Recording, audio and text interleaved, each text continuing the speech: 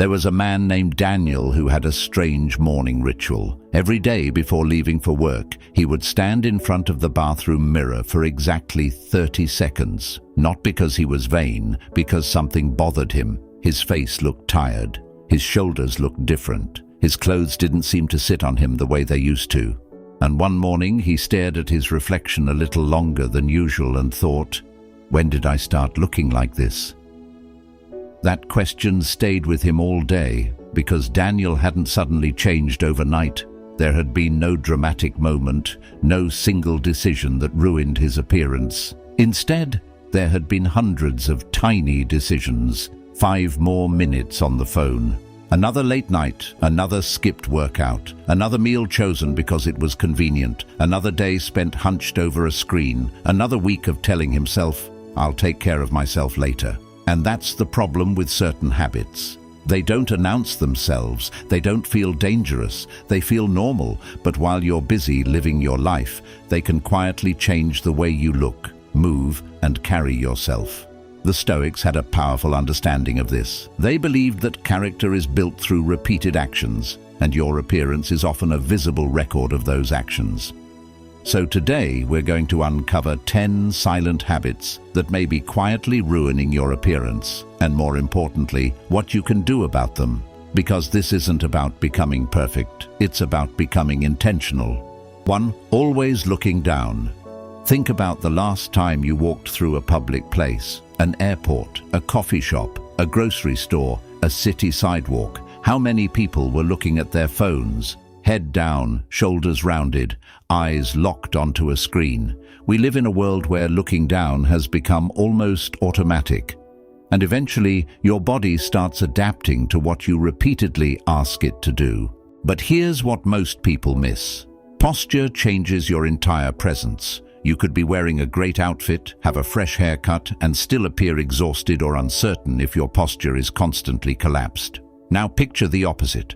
Someone walks into a room, head up, shoulders relaxed, back straight, eyes calm. They're not trying to get attention. They're simply present. And somehow, they look more confident. That's not an accident. So start noticing yourself. When you're walking, look ahead. When you're talking to someone, give them your attention. When you're sitting, stop folding yourself into the screen. You don't need perfect posture. You simply need to stop practicing bad posture for 10 hours a day. 2. Sacrificing sleep for screen time. Here's a habit almost everyone understands. You tell yourself you're going to bed at 10:30, then one video becomes 3, one message becomes 20 minutes. You check social media one last time, suddenly it's midnight, then wham, and tomorrow morning your alarm sounds. You hit snooze, you look in the mirror, and you wonder why you look exhausted. The answer isn't complicated. Your body has been asking for recovery while you've been giving it more stimulation. One late night isn't the issue. The problem is turning poor sleep into your normal routine. Because when exhaustion becomes normal, you stop noticing how much it affects you. Your energy, your mood, your expression, your willingness to move, your ability to take care of yourself. The Stoic approach isn't complicated. Respect what your body requires. You don't need another hour of scrolling more than you need proper rest. Sometimes discipline looks incredibly boring. It looks like putting the phone down, turning off the light, and going to sleep. But boring habits often produce extraordinary results. 3. Eating whatever is convenient. Daniel used to tell himself he wasn't eating badly. He wasn't eating enormous amounts. He simply ate whatever was easiest. Fast food between meetings, snacks while working, takeout when he was tired, something sweet late at night. Nothing seemed serious. But months passed. His energy dropped, his clothes fit differently, and he didn't feel as comfortable in his own body. That's when he realized something. Small choices don't stay small when you repeat them every day. This doesn't mean you need an extreme diet. It means you need awareness. Before you eat something, occasionally ask, is this helping me feel and perform the way I want? That's enough to create a pause between impulse and decision. The goal isn't punishment. The goal is respect. Your body carries you through every meeting, every relationship, every challenge, every ordinary Tuesday. Treat it like something worth maintaining. 4. Neglecting the basics. Sometimes people think improving their appearance requires expensive products. It doesn't. A clean haircut, fresh clothes, good hygiene, clean nails, fresh breath, a well-maintained beard, basic skincare, clothes that actually fit. These aren't glamorous things, but they're powerful, because looking well-maintained sends a simple message. I take care of myself. And that message affects how you feel before it affects how anyone else sees you. You don't need designer clothing. You don't need a luxury watch. You don't need to look like a celebrity. Take care of the basics consistently, because when the basics are handled, confidence becomes much easier to carry. 5. Constantly worrying about other people's opinions. This habit is invisible, but you can see its consequences. Someone enters a room, they immediately scan everyone. Do I look okay? Are they judging me? Was that person looking at my clothes? Did I say something embarrassing? And suddenly, they're no longer enjoying the moment. They're performing. That creates tension, and tension changes how you carry yourself. Here's the Stoic solution. Stop trying to control what isn't yours to control. You cannot control everyone's opinion. You cannot control whether someone likes your appearance. You cannot control what someone says after you leave the room. But you can control whether you respect yourself. And ironically, when you stop desperately seeking approval, you often become far more comfortable and attractive because you're no longer trying to prove anything. 6. Living in bad posture. Now let's make this personal. Look at yourself right now. Are your shoulders forward? Is your neck pushing toward the screen? Are you sitting for hours without moving? If yes, you're not alone. Millions of people spend most of their day in positions their bodies were never designed to maintain for hours, and eventually that position becomes your default. You don't notice it anymore until you see yourself in a photograph. Then you think, why do I look like that? You don't need to become obsessed with posture. Just create small resets. Stand up, walk around, stretch. Adjust your chair. Bring your screen closer to eye level. Relax your shoulders. The goal isn't to look rigid. The goal is to look comfortable in your own body. 7. Stopping movement. There's a point in many people's lives when movement slowly disappears. School ends, college ends, the first job begins, then another job, then responsibilities, then sitting becomes the default.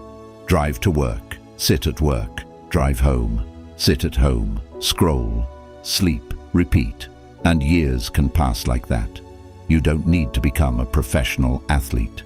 You simply need to move, walk, lift, stretch, swim, cycle, play a sport, take the stairs, whatever you can maintain, because movement doesn't only affect your body, it changes your energy, and energy is visible. You can often recognize someone who feels alive before they ever say a word. So don't wait for motivation. Create a routine, even a simple one. Consistency beats intensity when intensity doesn't last. 8. Comparing yourself to people online. This may be one of the most destructive habits of modern life. You open your phone, and suddenly you're looking at people with perfect lighting, perfect angles, perfect clothes, perfect bodies, perfect vacations. Then you look at yourself, and your ordinary Tuesday suddenly feels inadequate. But remember something, you're comparing your real life to a carefully selected moment from someone else's life. That's not a fair competition. The Stoics would tell you to return your attention to what belongs to you, your path, your habits, your progress, your character. Don't ask, why don't I look like him? Ask, what can I improve about myself? That's a question you can actually answer. 9. Talking to yourself like an enemy. Imagine a friend looking into the mirror and saying, I look terrible. I'm getting old. Nothing about me looks good. What would you say to them? you'd probably tell them to stop being so hard on themselves. So why do it to yourself? Self-improvement doesn't require self-hatred.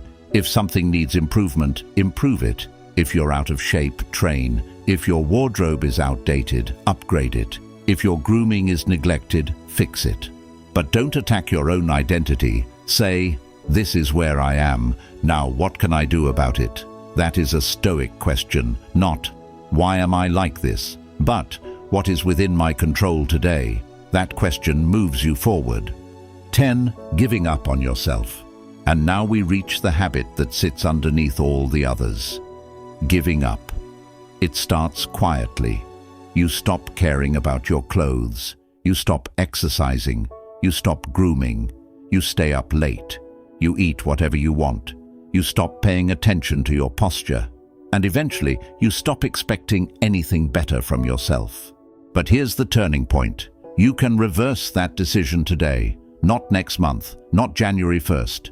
Today, take a walk, clean your room, get a haircut, prepare a better meal, go to bed earlier, stand up straight, put on clothes that make you feel put together.